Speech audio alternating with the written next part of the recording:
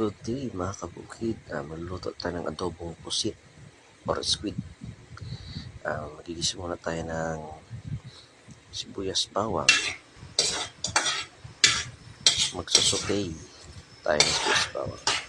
Tapos yan po, pagka yung isa natin, lalagay natin yung pusit na hiniwa-iwa natin.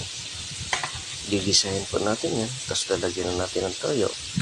Kasi ang pusit po, hindi po dapat yan iluto ng matagal. Kailangan nyo malutong-lutong lang, maging babalgam po siya pag matagal. Talagang babad na babad sa init. Tapos nagtoyo, tsaka suka. Tapos naglagay pa ako ng paminta, tsaka sukal dyan, pang palasa.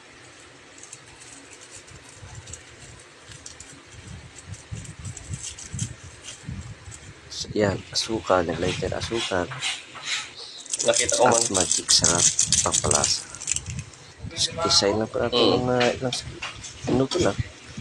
Tapos luto na po yan. Napakaganon lang po. Napakalutong po yan. Pag kinagat mo po is parang malutong siya. Yan na po. Finished product natin. Napakasarap po niya. Yan, naglagay rin pa natin sili. Tamis anghang. Ang lasa po yan. Napakasarap yan.